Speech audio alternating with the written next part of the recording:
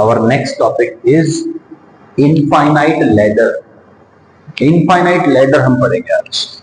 देखो नाम में ही आ गया क्या, इनफाइनाइट है ना, मतलब इसमें क्या होने वाला है, बोलो बोलो भाई, इनफाइनाइट नंबर ऑफ रेजिस्टेंस होने वाले हैं। और इनफाइनाइट रेजिस्टेंस हो जाएंगे तो क्या होगा, क्या हमेशा इनफाइनाइट रेजिस्टेंस आएगा?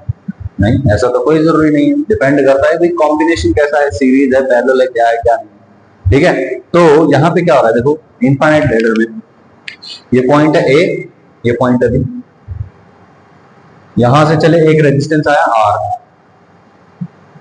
आर इधर से जाके बी आ जाता है, लेकिन एक और ऐसे ही आर आर का कॉम्बिनेशन है, आर आर आर आर ऐसे इंफिनिटी तक चलता रहता है। तो ऐसा लग रहा है जैसे ये एक सीढ़ी नुमा स्ट्रक्चर हो गया है ना, इसलिए इसको बोलते हैं लैडर।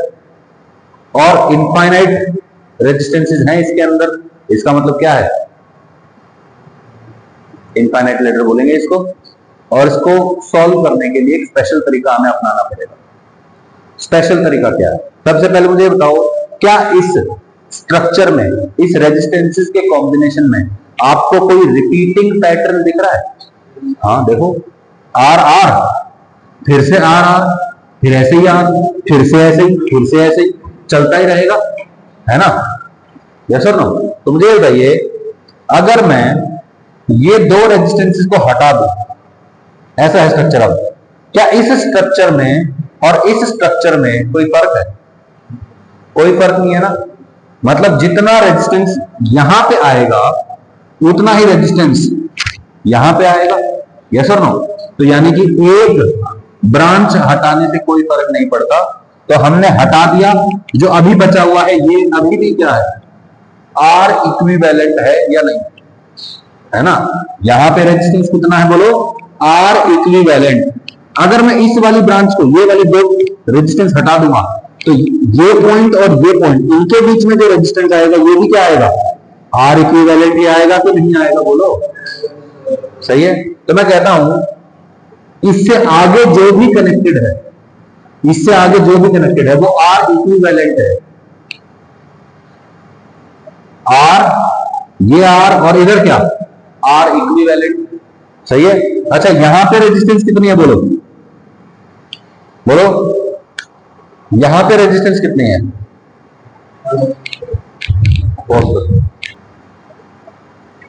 बोलो यहां पे भी रेजिस्टेंस आर इक्विवेलेंट है? There is some issue. Pause करना इसको। तो बोलो यहां पे भी रेजिस्टेंस कितना है, आर इक्विवेलेंट, और यहां पे भी कितना है, आर इक्विवेलेंट। तो मैं इस स्ट्रक्चर को दोबारा से बनाना चाहता हूं, दोबारा बना दूं? मैं कहता हूं देखो, ये पॉइंट है ए, ये पॉइंट है बी, ठीक है, एक आर लगा हुआ है, एक इधर आर लगा हुआ है। मैं कहता हूं यहां पे एक आर इक्विवेलेंट ही तो लगा हुआ है, ऐसा बोल सकता हूं ना? बोलो भाई यहां पे भी उतना ही रेजिस्टेंस है और यहां पे भी उतना ही रेजिस्टेंस है, तो बोलो यहां का जो रेजिस्टेंस है R equivalent is equal to R plus ये वाला कॉम्बिनेशन। बोलो भाई ये किसमें है, और ये पूरा इसके साथ सीरीज में, और पूरा मिला के क्या बन जाता है, आर इक्विवेलेंट बन जाता है। बोलो पहले इन दोनों का आंसर लिख लो। दो चीजें पैरेलल में है, कैसे सॉल्व करते हैं? दोनों का मल्टीप्लीकेशन बाय दोनों का एडिशन, ऐसे होता है। बोलो इन दोनों का कॉम्बिनेशन आएगा R into R equivalent divide by R plus R equivalent. सही है, ये तो हो गया इनका। प्लस में बोलो ये और ये पूरा सीरीज में है, तो आर प्लस ये वाला, सही है, ये हो गया टोटल। और ये पूरा क्या है, ये पूरा खुद भी आर इक्विवेलेंट है। देखो पूरी इक्वेशन में क्या नहीं पता हमें, आर इक्विवेलेंट नहीं पता, सॉल्व कर सकते हैं। ठीक है, यहां पे एलसीएम बनेगा, क्रॉस मल्टीप्लीकेशन होगा, एक इक्वेशन बनेगी, वहां से सॉल्व कर लेंगे आर इक्विवेलेंट का वैल्यू। समझ में नहीं आया? तरीका पता चल गया भाई, है ना? जहां पे भी रिपीटिंग पैटर्न दिखे वहां पे उसको क्या मान लो, आर इक्विवेलेंट ही मान लो, है ना? और मान लो अगर कुछ इस तरह का पैटर्न है कि आप डायरेक्टली अज्यूम नहीं कर पा रहे हो, तो क्या मान लो, उसको बीच वाले को एक्स मान लो, एक्स के हिसाब से सॉल्व कर लेंगे। ठीक है ना, सॉल्व हो जाएगा, कोई दिक्कत नहीं, और क्वेश्चन नहीं है ऐसे।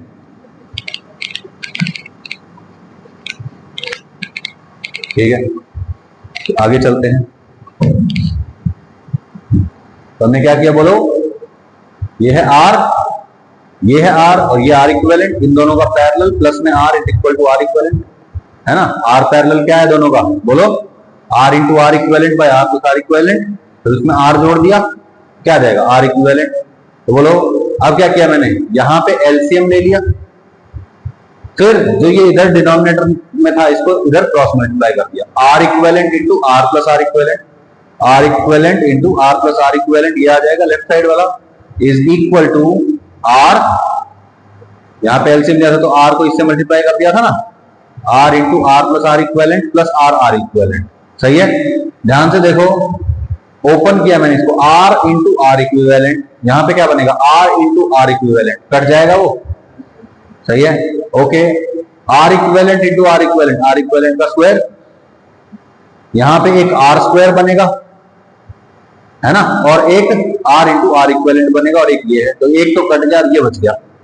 सही है, आर इक्विवेलेंट स्क्वायर, ये आर आर इक्विवेलेंट को इधर लेके आओ, minus R R equivalent minus are square is equal to 0। सही है, अब इसको कंपेयर करो किससे, ये अननोन है ना, तो इसको x मान लो, तो ये क्या बन जाएगा x square minus r x minus are square equal to 0। सही है, ये क्वाड्रेटिक इक्वेशन जैसा है, quadratic equation a x square plus b x plus c जैसी 10th क्लास में पढ़ा है। क्वाड्रेटिक फॉर्मूला होता है क्या, minus B plus minus under B square minus 4ac by 2a, यहां पे लगा दिया, a का वैल्यू क्या है 1, b का वैल्यू क्या है माइनस आर, c का वैल्यू क्या है माइनस आर स्क्वायर। सही है, तो मैंने x इक्वल टू इस वाले फॉर्मूले में पुट कर दिया, माइनस बी प्लस माइनस वाले में आया, ठीक है, वैल्यू पुट करी, सॉल्व किया, क्या आया, R equivalent is equal to R into 1 plus root 5 by 2।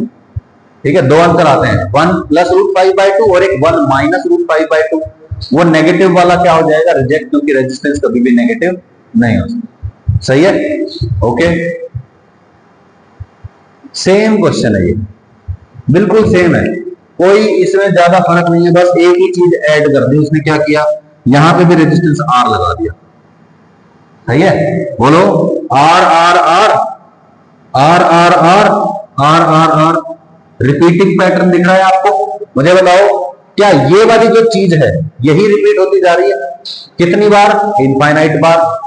सही है, तो अगर मैं इन तीनों को हटा दूं तो क्या कोई फर्क पड़ेगा, कोई फर्क नहीं पड़ेगा ना, इन तीनों को हटा दो, जो इस और इस टर्मिनल के बीच में रेजिस्टेंस आएगी वो भी क्या आएगी, उतनी ही आएगी जितनी यहां पे आएगी, है ना। तो बोलो अगर यहां पे R इक्विवेलेंट है तो यहां और यहां के बीच में जो भी कॉम्बिनेशन है इसका वैल्यू भी क्या है, R इक्विवेलेंट ही तो है। सही है, तो बोलो क्या बन जाएगा, R, ये R इसके पैरेलल में R इक्विवेलेंट और इधर R। सही है, तो क्या क्या बन रहा है, R प्लस R 2R, और उसके साथ में क्या जुड़ जाएगा, R और R इक्विवेलेंट का पैरेलल कॉम्बिनेशन। सही है, चलो सॉल्व करके देखते हैं इसको, क्या बनने वाला है, बोलो A, ये B, इनके बीच में कितना है रेजिस्टेंस है भाई, R इक्विवेलेंट। सही है, यहां एक R है, यहां एक R है, यहां पे भी एक R है, और यहां पे R इक्विवेलेंट है, क्योंकि यहां पे क्या लिखा हुआ है, यहां पे बेसिकली वहीं पे लिखा हुआ है जो यहां पे लिखा हुआ है, तो यहां से जो रेजिस्टेंस आएगा यहां से भी वही रेजिस्टेंस आएगा, यहां से R इक्विवेलेंट है तो यहां से भी R इक्विवेलेंट है, यहां पे सीधा सीधा R इक्विवेलेंट लिख लिया। बोलो क्या आंसर दिख रहा है आपको, आंसर दिख रहा है ना, बोलो यहां पे कितना है R इक्विवेलेंट, ये कितना है R into R equivalent divide by R plus R equivalent plus R plus R, क्योंकि ये और ये सीरीज में है, तो बोलो R equivalent is equal to R plus R 2R plus R और R इक्विवेलेंट का पैरेलल कॉम्बिनेशन, ये क्या आएगा, R R equivalent divide by, same question बनेगा ना, एलसीएम ले लो इधर, ये इससे मल्टीप्लाई हो जाएगा, एलसीएम आ गया, इसको इधर मल्टीप्लाई कर दो, फिर R इक्विवेलेंट स्क्वायर में ये क्वाड्रेटिक इक्वेशन बन जाएगी। सॉल्व कर लेंगे R इक्विवेलेंट के लिए, जैसे ऊपर सॉल्व किया था बिल्कुल सेम टू सेम आंसर है। सही है, आई एम सो सॉरी। ठीक है, ये आंसर आ जाएगा 1 ± √3r। ठीक है, 1 + √3r और दूसरा क्या है 1 - √3r। अब 1 - √3 नेगेटिव हो जाएगा, तो यानी कि नेगेटिव वाली वैल्यू को रिजेक्ट करना पड़ेगा। हमारा आंसर क्या बन गया 1 + √3r। All right, very important, सबसे ज्यादा नींद में क्वेश्चन आए हैं सबसे ज्यादा। व्हीटस्टोन ब्रिज, ठीक है, इसके शब्दों पर नहीं जाना है क्योंकि शब्दों का कोई मतलब नहीं है। व्हीटस्टोन, गेहूं पत्थर ब्रिज, गेहूं पत्थर का कोई सीन नहीं है यहाँ पे, इसका सिर्फ नाम है व्हीटस्टोन। ठीक है, एक स्पेशल टाइप के रेजिस्टेंस के कॉम्बिनेशन को बोलते हैं व्हीटस्टोन ब्रिज।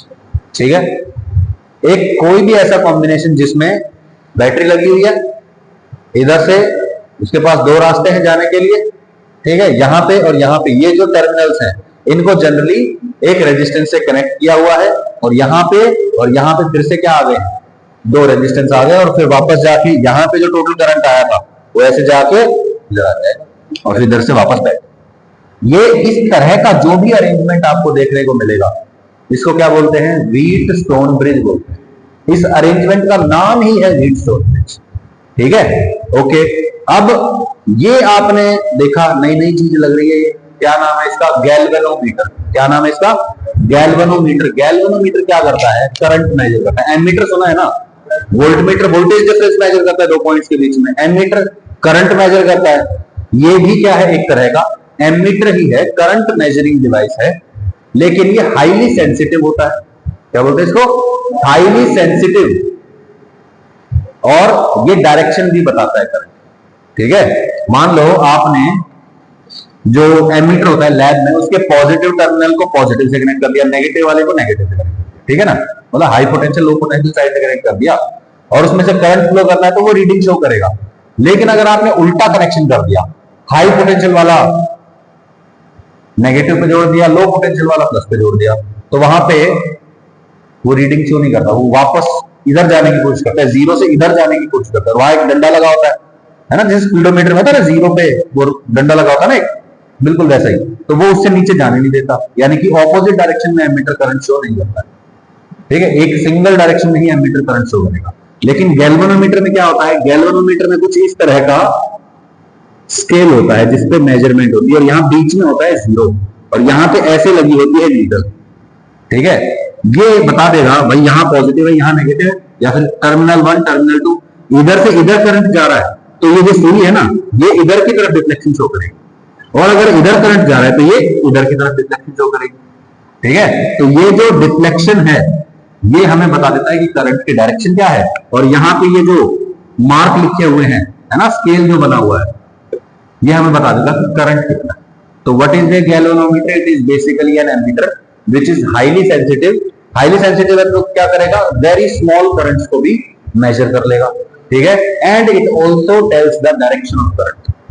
ठीक है, जनरली बोल दिया जाता है there is no deflection in the galvanometer, मतलब गैल्वेनोमीटर की जो ये सुई है ना, ये डिफ्लेक्ट नहीं हुई, हिली ही नहीं, हिली ही नहीं, मतलब वहां पे करंट बिल्कुल क्या है, जीरो। सही है, और अगर डिफ्लेक्शन शो किया है दैट मींस वहां पे करंट है। कोई दिक्कत नहीं इसमें, बिल्कुल सिंपल है। ओके, तो ये इस तरह का जो ये अरेंजमेंट, इसका नाम क्या है भाई, व्हीटस्टोन ब्रिज बोलते हैं। क्या बोलते हैं भाई, व्हीटस्टोन ब्रिज। ठीक है, ओके।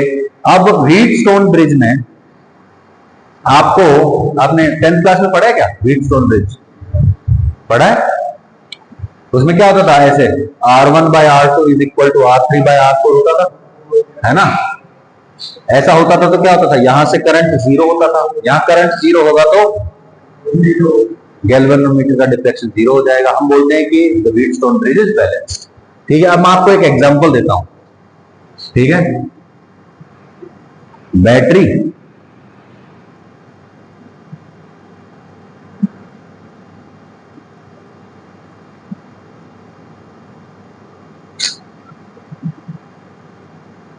वन टू 4 8,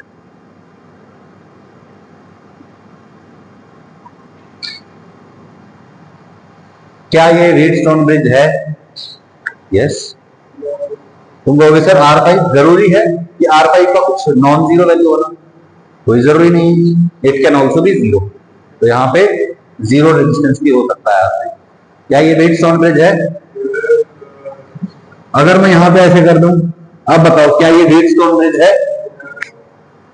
भैया ये अभी भी व्हीटस्टोन ब्रिज है, ये बैलेंस्ड नहीं है, ध्यान रखनी है ये बात। अब ये क्या है? व्हीटस्टोन ब्रिज है लेकिन बैलेंस नहीं है। अरे अरेंजमेंट ऐसा हो, रेजिस्टेंस का वैल्यू कुछ भी हो, उसका नाम व्हीटस्टोन ब्रिज हो जाएगा। और अगर ये डिवाइड बाय ये इज इक्वल टू ये डिवाइड बाय ये हो जाए तो वो बैलेंस्ड कहलाएगा और कुछ नहीं। सिंपल है बात। The above arrangement is known as Wheatstone bridge. ये जो ऊपर अरेंजमेंट है इसका क्या नाम है भाई? व्हीटस्टोन ब्रिज इसका नाम रखा हुआ है। किसने रखा? क्या फर्क? ठीक है। The arrangement shown here is known as the Wheatstone bridge. If the current in the galvanometer is zero, जो galvanometer है वहां पे करंट क्या हो जाए? Zero, then Wheatstone bridge is said to be balanced. तो क्या बोलेंगे? Wheatstone bridge balanced है, ठीक है। I is equal to zero, current through the galvanometer zero, because VC is equal to VD. VC equal to VD का क्या मतलब है? ये देखो, ये पॉइंट का क्या नाम है भाई? सी पॉइंट है। इस पॉइंट का क्या नाम है? डी पॉइंट है। यहां पे करंट फ्लो क्या है? जीरो। यहां पे करंट नहीं जा रहा ना। अगर इस पॉइंट का पोटेंशियल ज्यादा होता, इसका कम होता, तो डेफिनेटली करंट जाता। यहां करंट नहीं है, इसका क्या मतलब है? यहां का पोटेंशियल और यहां का पोटेंशियल क्या है? Equal. VC is equal to VD, ठीक है। ये कब है? जब this divide by this is equal to this divide by this. ऐसे रेशियो ले लो चाहे ऐसे ले लो, कोई फर्क नहीं पड़ता है। ऐसे मत ले लेना, ठीक है ना। क्या बोला मैंने? R1 by R2 is equal to R3 by R4। ये अगर है तो व्हीटस्टोन ब्रिज बैलेंस आ जाएगा। This by this is equal to this by this. Sir ऐसे ऐसे रेशियो ले लिया तो कोई गलती से, कोई बात नहीं। देखो R2 और R3 इधर कर लेगा, एक्सचेंज कर दो इनको, क्या बन जाएगा? R1 by R3 is equal to R2 by R4। सही है। दिस बाय दिस कर दिया is equal to this by this. सही है। अब ये भी कहते हैं कि गैल्वेनोमीटर और बैटरी को अगर एक्सचेंज कर दें, गैल्वेनोमीटर और बैटरी का पोजीशन एक्सचेंज बिठा दिया, तब भी कोई फर्क नहीं पड़ेगा। तब भी गैल्वेनोमीटर क्या शो करेगा? बैलेंस कंडीशन में। व्हीटस्टोन ब्रिज बैलेंस्ड भी माना जाएगा। गैल्वेनोमीटर का डिफ्लेक्शन क्या हो जाएगा? जीरो। ऐसा क्यों है? इमेजिन करिए, यहां बैटरी से करंट गया था, दो रास्ते मिले उसको, क्या भाई? एक R1 और एक R2, ठीक है। लास्ट में क्या रास्ता मिला? R3 और R4। तो हमने क्या बोला? स्टार्टिंग वाले जो रास्ते हैं R1 और R2, इनका ratio is equal to last वाले रास्ते R3 बाय R4, उनका रेशियो। ये बराबर है तो व्हीटस्टोन ब्रिज बैलेंस है, गैल्वेनोमीटर में डिफ्लेक्शन जीरो हो जाएगा। लेकिन अगर आपने क्या कर दिया, यहां पे बैटरी लगा दी, ठीक है, यहां पे गैल्वेनोमीटर लगा दिया, अब बताइए यहां पे क्या होगा? करंट यहां जाएगा। इसको दो रास्ते मिले, एक R1 और एक R3, है ना।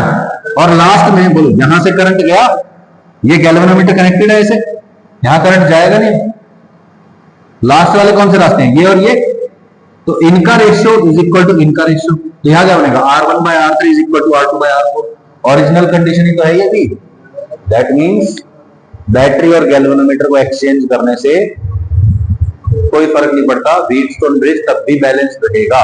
अगर इनिशियली बैलेंस है तो बाद में भी बैलेंस रहेगा। समझ में नहीं आया? आ गया? ध्यान देगा कहीं और तो नहीं है नवदीप?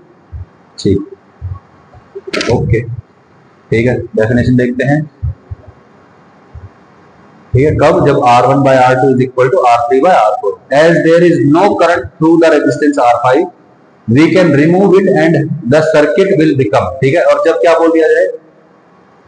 गैल्वेनोमीटर में डिफ्लेक्शन जीरो है या फिर व्हीटस्टोन ब्रिज बैलेंस्ड है, तो वहां पे कोई करंट नहीं है। और जहां करंट नहीं है वहां कोई पोटेंशियल डिफरेंस नहीं है, तो उसको बेशक हटा दो, उसका कोई रोल ही नहीं है। एक ऐसा रेजिस्टेंस जहां करंट ही नहीं जा रहा, वहां पोटेंशियल डिफरेंस नहीं हो रहा, क्या बाकी के सर्किट पे कोई असर पड़ रहा है?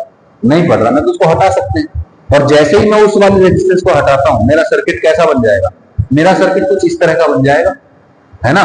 ध्यान से देखो क्या बनेगा, यहां से करंट आया, इधर गया, बोलो ये और ये क्या हो गए सीरीज में, ये और ये क्या हो गए सीरीज में, फिर ये पूरा और ये पूरा क्या हो जाएगा पैरेलल, है ना। टोटल रेजिस्टेंस आ जाएगी, आ जाएगी कि नहीं आएगी भाई, है ना।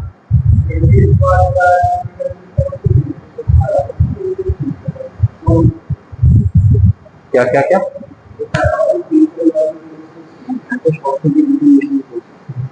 शॉर्ट सर्किट की कंडीशन, ओके।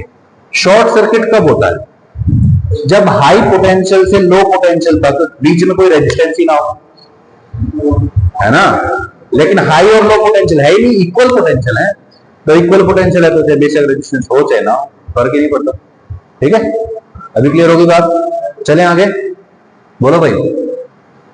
बेसिक जो सॉल्व करने वाली चीजें हैं क्या वो आप कर लेंगे इस तरीके से, ठीक है। If we interchange the position of galvanometer and battery, the condition of balanced Wheatstone bridge remains unchanged. ठीक है, क्या बोल रहा हूं मैं कि अगर गैल्वेनोमीटर और बैटरी का कंडीशन इंटरचेंज कर दें तो condition of balancing of Wheatstone bridge does not change, it remains the same. ठीक है, फोकस हट गया मेरे को ऐसा लग रहा है ना, क्योंकि ठोडी पे हाथ रख के बिल्कुल सोने ही वाला है एक बच्चा। ओके, अरे सर ये कैसा फिगर दे रहे हो आप, ये तो चीटिंग चीटिंग जैसी फीलिंग आ रही है। आपने अभी अभी गैल्वेनोमीटर बताया, उसके तुरंत बाद ये गंदी से फिगर दे रहे हो, ये क्या मतलब है भाई, ध्यान से देखो, ये गैल्वेनोमीटर है।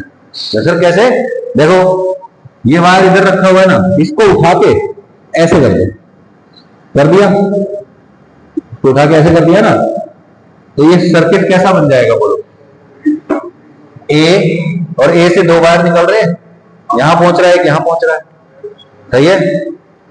बीच में इधर रेजिस्टेंस है, इधर क्या है आर और ये 2R, इधर क्या है आर और 2R, this by this is equal to this by this, हो गया ना। यानी कि ये रेजिस्टेंस क्या है फालतू में लगी हुई है ना। तो सिंपल क्या बन जाएगा, आर और 2R का कॉम्बिनेशन, इधर आर और 2R का कॉम्बिनेशन, 3R बाय 2 इसका आंसर हो जाएगा। समझ में नहीं आई बात, है ना। तो व्हीटस्टोन ब्रिज बेसिकली क्या है, एक स्पेशल टाइप का अरेंजमेंट है, उसमें अगर रेजिस्टेंस का रेशियो इक्वल हो जाए तो क्या होगा, बैलेंस्ड हो जाएगा, और बीच वाली रेजिस्टेंस जो है वर्टिकल वाली जो दिखती है हमें, उसमें करंट जीरो हो जाएगा। अरे ये क्या हो रहा है, ये सर ये तो कुछ अलग सा लग रहा है, कुछ अच्छा सा नहीं लग रहा। जिसको सॉल्व करने के कह रहे हो आप, कह रहे हो ए और बी के बीच में रेजिस्टेंस निकालना है, ओके। पॉइंट याद है, पॉइंट का नाम रख देते हैं, इसका नाम ए है, इसका नाम बी है, बोलो ए से ये पॉइंट ए तो नहीं होगा, इसका नाम रख दिया मैंने एक्स डैश, और यहां पे ये जो पॉइंट है ये बी नहीं है, इसका नाम रख दिया मैंने एक्स। तब हम क्या करेंगे, ए से बी तक, है ना, ये हो गया ए पॉइंट, ये हो गया मेरा बी पॉइंट, ठीक है। रास्ते में एक कौन है, एक्स है, और एक कौन है, एक्स डैश, ठीक है। तो मैं यहां पे लिख देता हूं, जरूरी नहीं है कि यहां पे एक्स और एक्स डैश ऐसे ही लिखे जाए, यहां पे लिख देता हूं मैं एक्स, और यहां मैं लिख देता हूं एक्स डैश, ठीक है। अब बताइए ए और एक्स के बीच में रेजिस्टेंस है आर, ए और एक्स के बीच में रेजिस्टेंस हो गई आर, सही है, ये हो चुकी है, ओके। ए और एक्स डैश के बीच में भी रेजिस्टेंस है आर, ए और एक्स डैश के बीच में भी रेजिस्टेंस हो गई आर, ठीक है, ये वाली रेजिस्टेंस भी हो चुकी है। एक्स और एक्स डैश के बीच में रेजिस्टेंस है are,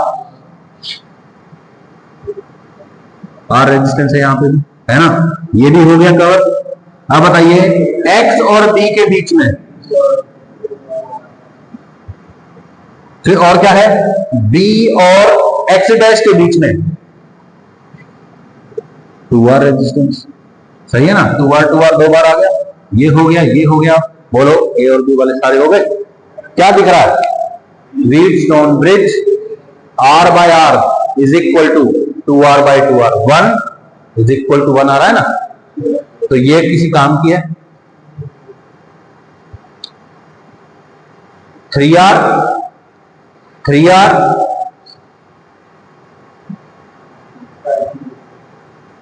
3R 3R 3R bye 2, समझ में नहीं आया? क्लियर है? नींद आ रही है क्या? सुबह सुबह आएगी तो फिर क्या होगा?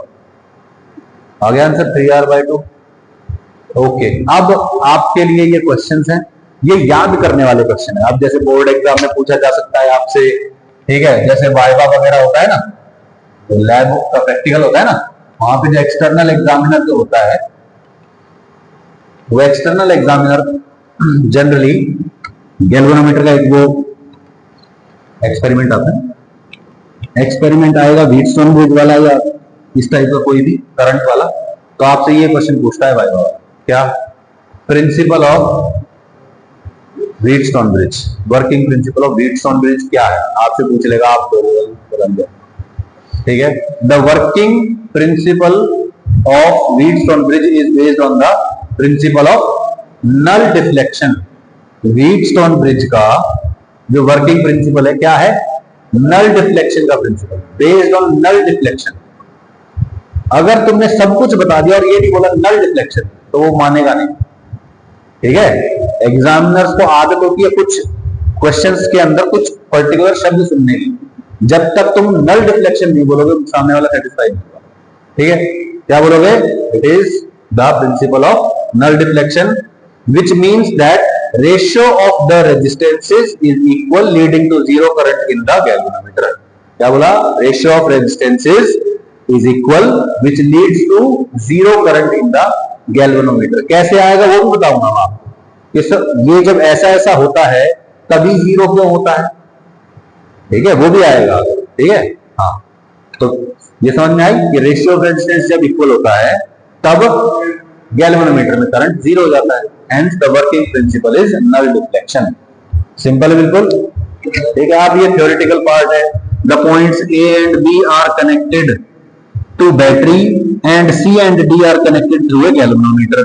The resistances are chosen in such a way that galvanometer shows zero deflection, that is zero current. ठीक है ना? कोई दिक्कत? A और B के बीच में क्या है? इस तरीके से रेजिस्टेंसेस लगी हुई है, A और B के बीच में एक बैटरी लगी हुई है, C और D पॉइंट्स के बीच में गैल्वेनोमीटर लगा हुआ है। रेजिस्टेंस की वैल्यू ऐसी होनी चाहिए कि गैल्वेनोमीटर में करंट क्या हो जाए? जीरो। सही है। कंडीशन क्या है? R1/R2 is equal to R3/R4। सही है, ओके। ये क्वेश्चन, ये देखो, इसको हम क्या करने वाले हैं? प्रूव करने वाले हैं कि जब यहां करंट जीरो होता है तो R1/R2 is equal to R3/R4 होता है। ये प्रूव करना है, ठीक है। तो बोलो कंडीशन क्या है? R1/R2 is equal to R3/R4, ठीक है। यहां पे बैटरी लगी हुई है, यहां से करंट आया, ठीक है। यहां पे करंट कितना गया? I1, यहां पे करंट गया I2। अब देखो यहां से करंट जा रहा है, इस वाली ब्रांच में करंट कितना है? जीरो।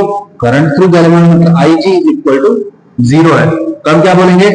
यहां पे करंट गया नहीं, यहां I1 आया था, तो यहां सारा का सारा I1 चला जाएगा। यहां I2 आया था, इधर से कोई आया नहीं, इधर कोई गया नहीं, तो बोलो यहां पे I2 का I2 चला जाएगा। अब हमारे पास केवीएल लगाना है अपने को, और क्या करना है, ठीक है ना? बोलो भाई, बोलो।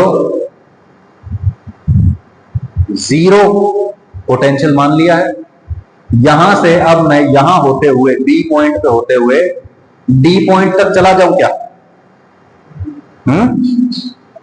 अच्छा, क्या मैं यहां से होते हुए सी पॉइंट पे भी जा सकता हूं? है ना? ओके, तो मैं क्या करता हूं, यहां से यहां आया डी पॉइंट पे। अब चूंकि IG is equal to zero है, यहां पे करंट जीरो है। क्यों जीरो है? Because VC is equal to VD है। सही है, ओके। VC मतलब VC पॉइंट तक पहुंचना है, यहां से चलता हूं मैं, कहां गया? Plus I1 R3।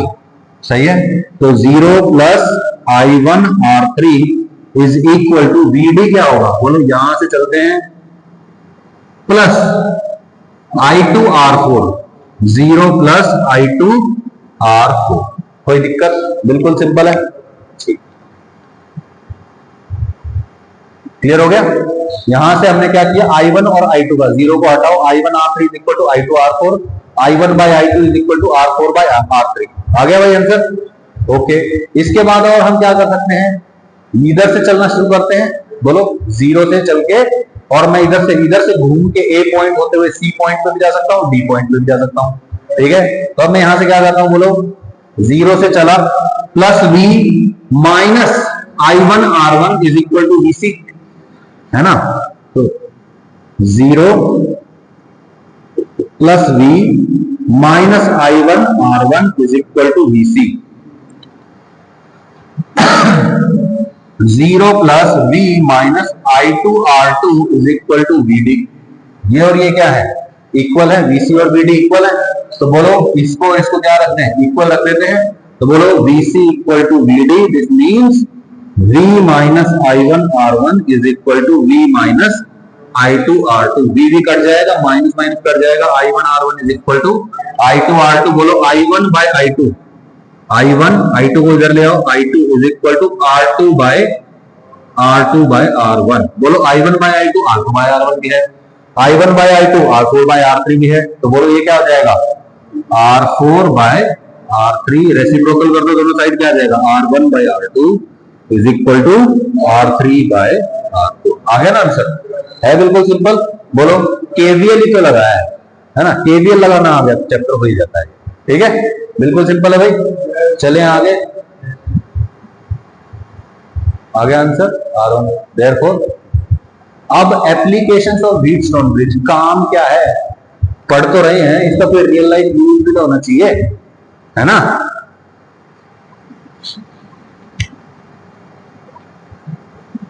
थ्योरेटिकल सा पोर्शन, कोई दिक्कत नहीं, ठीक है। और ये भी क्वेश्चन आपसे पूछा जा सकता है, ठीक है, इन external viva and in board exam also. Board exam में आपसे पूछ सकता है कि अच्छा right 3 uses of Wheatstone bridge, 2 number का क्वेश्चन आ गया, ठीक है। तो ये याद होने चाहिए, ठीक है, इसलिए इस हिसाब से लिखवा रखे हैं। What are the applications of Wheatstone bridge, measurement of unknown resistance. सबसे पहले तो कोई अननोन रेजिस्टेंस है तो हम उसको मेजर कर सकते हैं, किसकी मदद से, व्हीटस्टोन ब्रिज की मदद से, ठीक है ना। The unknown resistance is connected eight R4, जहां पे R4 होता है ना, इधर वाला सबसे राइट साइड में नीचे वाला, वहां पे क्या करेंगे, अननोन रेजिस्टेंस को लगा देंगे। R3 जो होगा वो वेरिएबल रेजिस्टेंस होगा, है ना। जैसे रियोस्टेट सुना है ना आपने, रियोस्टेट क्या होता है, वेरिएबल रेजिस्टेंस, जिसकी वैल्यू हम चेंज कर सकते हैं, ठीक है। तो बोलो जैसे जैसे R3 को चेंज करेंगे, R3 और R4 का रेशियो चेंज हो जाएगा। जब वो रेशियो R1 बाय R2 के बराबर हो जाएगा, तब कंडीशन क्या हो जाएगी, बैलेंस्ड, सही है, ओके। तो देखिए मैं आपको ड्रॉ करके दिखा देता हूं, यहां पे ड्रॉ कर दो, ठीक है।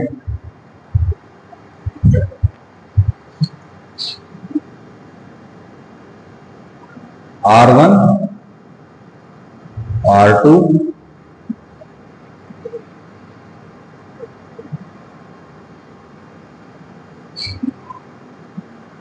देखिए ये हो गया R3 resistance and it is actually a variable resistance, ठीक है, वेरिएबल रेजिस्टेंस, ठीक है। It is R3 and it this is unknown resistance X, ठीक है। अब मैं क्या करता हूं, यहां पे गैल्वेनोमीटर कनेक्टेड है, ठीक है। मैंने क्या किया, यहां पे एक स्विच है, मैंने R3 को किसी वैल्यू पे सेट किया, मैंने स्विच ऑन करके देखा, ठीक है। क्या होगा, इस गैल्वेनोमीटर में डिफ्लेक्शन आ जाएगा, मतलब ये बैलेंस्ड नहीं है। फिर मैं क्या करता हूं, R3 की वैल्यू को चेंज करता हूं, ठीक है। जैसे जैसे R3 की वैल्यू को चेंज करूंगा, यहां पे जो करंट होगा वो घटना बढ़ना स्टार्ट कर देगा। एक पॉइंट आएगा जब वो क्या होगा, गैल्वेनोमीटर में करंट 0 दिखाएगा, है ना। कम ज्यादा करके देखूंगा तो कोई ना कोई पॉइंट तो होगा ना, जब करंट 0 आ जाएगा। तो जब करंट 0 आ जाएगा उस टाइम पे मैं R3 नोट कर लूंगा, R1 मुझे पता है, R2 मुझे पता है, X मुझे पता नहीं है। तो मैं क्या करूंगा, गैल्वेनोमीटर में करंट 0 तो ये कंडीशन है भाई, यहाँ X है, ये पता है, ये पता है, ये पता है, ये नहीं पता, X कर दूंगा, सही है, सिंपल मैथमेटिक्स, कोई दिक्कत, ठीक है। तो यही बात है, R3 is variable, R3 is now changed until current through the galvanometer is 0। R3 को कब तक चेंज करेंगे, जब तक गैल्वेनोमीटर में करंट 0 नहीं हो जाता। और इस टाइम पे जो कंडीशन है वो सेटिस्फाई हो जाएगी, वहां से हम क्या करेंगे, एक्स का वैल्यू निकालेंगे, क्या आएगा, X is equal to R2 R3 by R1। सही है, सॉल्व करके आंसर आ जाएगा। ठीक है, some materials like semiconductors tend to vary resistance with the temperature. क्या कह रहा है कि कुछ मटेरियल्स होते हैं जैसे कि सेमीकंडक्टर्स हो गए, थर्मिस्टर्स हो गए, है ना, कुछ स्पेशल टाइप के मटेरियल्स होते हैं जो क्या करते हैं, टेम्परेचर के साथ रेजिस्टेंस चेंज करते हैं। These materials are known as thermistors. A minor change in temperature can be measured using thermistors in the Wheatstone bridge arrangement. क्या बोला, आप R4 जो रेजिस्टेंस है ना, जो चौकी रेजिस्टेंस है ये वाली, यहां पे एक थर्मिस्टर लगा दिया, R3 को सेट कर दो, इसको सेट कर दिया एक ऐसी जगह पे जहां पे सब कुछ बैलेंस्ड है, गैल्वेनोमीटर में करंट 0 है। अब जैसे ही लेबोरेटरी में टेम्परेचर चेंज होगा, क्या होगा बोलो, टेम्परेचर चेंज होगा, मतलब इसका रेजिस्टेंस क्या हो जाएगा, चेंज हो जाएगा। भाई टेम्परेचर पे डिपेंड कर रहा है तो इसका चेंज हो गया, इसका रेजिस्टेंस चेंज हो जाएगा, तो बोलो ये अनबैलेंस्ड ब्रिज हो जाएगा, यानी कि गैल्वेनोमीटर में करंट दिखने लग जाएगा। तो अगर गैल्वेनोमीटर में करंट दिख गया, इसका मतलब क्या है, टेम्परेचर चेंज हो गया, टेम्परेचर चेंज मेजर कर लिया करंट के माध्यम से। सही है, तो टेम्परेचर चेंज को भी मेजर हम कर सकते हैं, किससे मेजर कर सकते हैं भाई, थर्मिस्टर से नहीं, व्हीटस्टोन ब्रिज में थर्मिस्टर लगा के, है ना।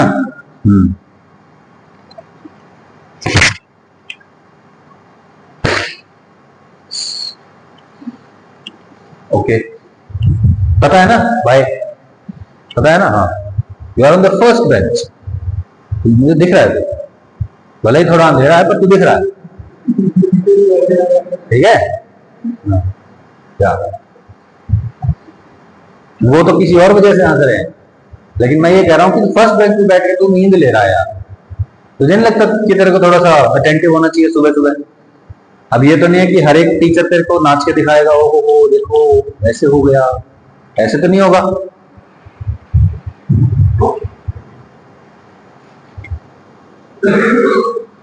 Wheatstone bridge circuit can also be used to measure the intensity of light by replacing unknown resistance with photoresistor. The photoresistor functions as on the basis of incident light. देखो भाई, अब बहुत सारे ऐसे रेजिस्टेंसेज होते हैं जिनके ऊपर लाइट गिरेगी ना तो उनका रेजिस्टेंस चेंज हो जाएगा।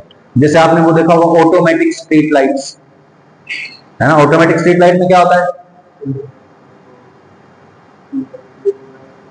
ऑटोमेटिक स्ट्रीट लाइट, उसके अंदर एक स्पेशल टाइप का रेजिस्टेंस लगा होता है, ठीक है, सेंसर होता है वो एक तरह का, उसके ऊपर लाइट गिर रही है तो उसका रेजिस्टेंस अलग है, जैसे ही धूप कम होगी उसके ऊपर लाइट गिरना बंद हो जाएगी, वैसे ही उसका रेजिस्टेंस चेंज हो जाएगा, कोई दूसरा सर्किट चालू हो जाएगा और जो स्ट्रीट लाइट है वो चालू हो जाएगी। ऑटोमेटिक हेडलैम्प्स देखे होंगे आपने, है ना, कि भाई गाड़ी ऑन है, रात का समय तो लाइट अपने आप ऑन हो जाएगी, दिन का समय तो लाइट अपने आप ऑफ हो जाएगी, है ना, वो भी क्या है, फोटो रेजिस्टर है। अब कितनी इंटेंसिटी की लाइट है उसके हिसाब से रेजिस्टेंस चेंज हो रहा है, कम इंटेंसिटी की लाइट है तो अलग रेजिस्टेंस है, ज्यादा इंटेंसिटी की है तो अलग रेजिस्टेंस है। अब इंटेंसिटी ऑफ लाइट को मेजर भी कर सकते हैं, कैसे, उसको R4 की जगह लगा दो, लगा दिया, धूप में रखा है, R3 को सेट कर दिया, कंडीशन हो गई बैलेंस, कोई करंट फ्लो नहीं करेगा, जैसे जैसे शाम का समय होगा धूप की इंटेंसिटी कम हो जाएगी, उसकी रेजिस्टेंस चेंज हो जाएगी, गैल्वेनोमीटर में करंट फ्लो कर जाएगा। तो जो गैल्वेनोमीटर का करंट है वो अब की बार हमें क्या बता रहा है कि इंटेंसिटी ऑफ लाइट चेंज हो गया है, समझ में नहीं आया। तो हमने क्या क्या किया है, अननोन रेजिस्टेंस मेजर किया है, दूसरा टेम्परेचर चेंज को मेजर कर लिया है, और तीसरा इंटेंसिटी ऑफ लाइट को भी मेजर कर लिया है, किसकी मदद से, फोटो रेजिस्टर की मदद से। जैसे जैसे लाइट की इंटेंसिटी चेंज होगी क्या होगा, ठीक है। What are the limitations of Wheatstone bridge, अब इसकी लिमिटेशंस क्या है, कमियां क्या है। The Wheatstone bridge is a very sensitive device, therefore it is possible that measurements using a Wheatstone bridge may not be precise in an off balance condition. देखो बहुत ज्यादा सेंसिटिव डिवाइस है, ये अच्छी बात भी है कि क्या खास बात है, ये बहुत सेंसिटिव डिवाइस है। अच्छा, खराब बात क्या है, ये बहुत ज्यादा सेंसिटिव डिवाइस है, मतलब ऑफ बैलेंस कंडीशन अगर है, R1 by R2 not equal to R3 by R4 है, तो there will be some current in the galvanometer, और उस टाइम पे जो हम रिजल्ट्स ड्रॉ करेंगे वो हो सकता है कि एक्यूरेट ना हो। ठीक है। दूसरा point, Wheatstone bridge usually measures resistances that are in limited range. ठीक है, that is from a few ohms to few kilo ohms. कुछ ओम से कुछ हजार ओम तक की जो रेजिस्टेंसेस हैं उनको तो ये एक्यूरेटली मेजर कर सकता है, लेकिन अगर मेगा ओम के लेवल की रेजिस्टेंस होगी या फिर बहुत छोटी रेजिस्टेंस जैसे मिली ओम की रेजिस्टेंस होगी तो उसको ये मेजर नहीं कर सकता। ठीक है, तो व्हीटस्टोन ब्रिज की क्या क्या लिमिटेशन देखनी है आपको? दो, कि ऑफ बैलेंस कंडीशन में हमें जो मेजरमेंट मिल रही है वो प्रिसाइज नहीं होंगी। दूसरा, कि जो रेजिस्टेंस है वो लिमिटेड रेंज की ही मेजर कर सकता है, कुछ ओम से कुछ हजार ओम तक की चलेंगी, लेकिन मिली ओम बहुत छोटी रेजिस्टेंस और मेगा ओम यानी कि बड़ी रेजिस्टेंस वो भी कामयाब यहाँ पे नहीं। ठीक है, due to heating effect of current the value of resistance changes, therefore Wheatstone bridge is temperature dependent. क्या कह रहा है? जैसे ही resistance R1 R2 R3 R4 चार रेजिस्टेंस है, उनमें से करंट जाने लगेगा तो वो गर्म हो जाएंगी, गर्म हो जाएंगे तो उनका रेजिस्टेंस चेंज हो जाएगा, है ना। और जैसे ही रेजिस्टेंस चेंज हो जाएगा हमारा सर्किट का कंडीशन, बैलेंसिंग कंडीशन में क्या होगा? चेंज। यानी कि ये जो डिवाइस है ये किस पे डिपेंड कर रहा है? टेम्परेचर पे डिपेंड कर रहा है ना।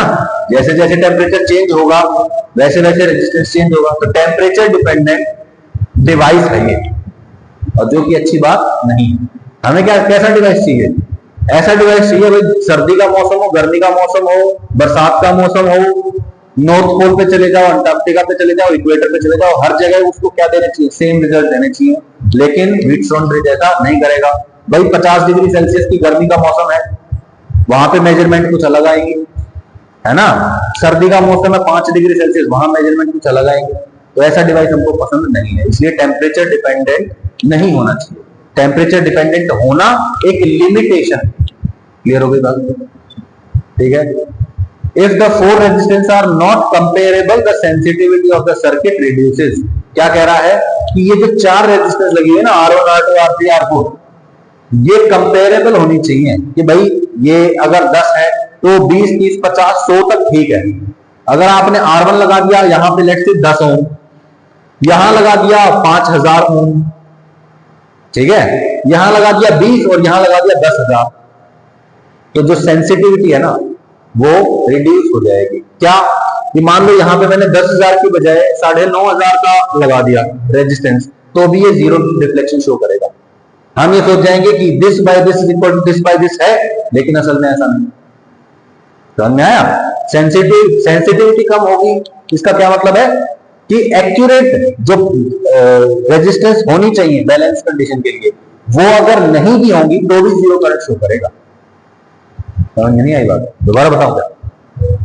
है ना, दोबारा बताओ ना देवांशु, ये लास्ट वाली बात है ना। हाँ, मैं क्या कह रहा हूं? गैल्वेनोमीटर में करंट आ गया जीरो, तो मैं कहता हूं this by this is equal to this by this, है ना। मैं कह रहा हूं ये और ये बहुत अलग अलग रेजिस्टेंस है, मतलब इसकी वैल्यू बहुत कम है, इसकी वैल्यू बहुत ज्यादा है, इसकी वैल्यू बहुत कम है, इसकी वैल्यू बहुत ज्यादा है। तो जरूरी नहीं कि एक्यूरेटली इनका रेशियो सेम हो तभी करंट जीरो शो करेगा। नहीं होगा ना रेशियो सेम। ये 10 है, ये 5000 है, तो ये 20 है, तो ये कितनी होनी चाहिए? 10,000 होनी चाहिए ना भाई। इसका डबल ये है तो इसका डबल ये होनी चाहिए, है ना। लेकिन अगर ये 10,000 की बजाय कुछ और रेजिस्टेंस होगी, मान लो 10,500 होगी, 11,000 होगी, 9,500 होगी, 9,000 होगी, है ना, तो गैल्वेनोमीटर में करंट जाना चाहिए लेकिन जाता नहीं। गैल्वेनोमीटर में क्या हो जाएगा? करंट जीरो ही शो करेगा। हम ये सोचेंगे कि ये 5 है, ये 5000 है, जब ये 10 है, ये 5000 है, ये 20 है तो ये 10,000 होगी क्योंकि करंट जीरो, लेकिन असल में ये 10,000 नहीं है। हमारी कैलकुलेशन गलत हो जाएगी, ठीक है, क्योंकि बहुत ज्यादा है रेजिस्टेंस, तो बोलो यहां से अगर यहां करंट आता भी है तो यहां से पास होना पड़ेगा फिर उसको, और यहां पे बहुत बड़ा रेजिस्टेंस तो यहां से करंट आता ही नहीं, इसलिए कंपेरेबल रेजिस्टेंसेस चाहिए हमको। क्लियर हो गई बात? रिपीट करो क्या? An unknown resistance X is connected in a Wheatstone to, ये क्वेश्चंस हैं, ये कल करते हैं, ठीक है। बेसिक क्वेश्चन है, नीट में बहुत सारे क्वेश्चन है, मेरे ख्याल से ये वाला क्वेश्चन नीट का ही क्वेश्चन है, ठीक है, तो we will continue in the next class with this topic. ठीक है, thank you for your time. Please you can do the basic questions of Wheatstone bridge from your module.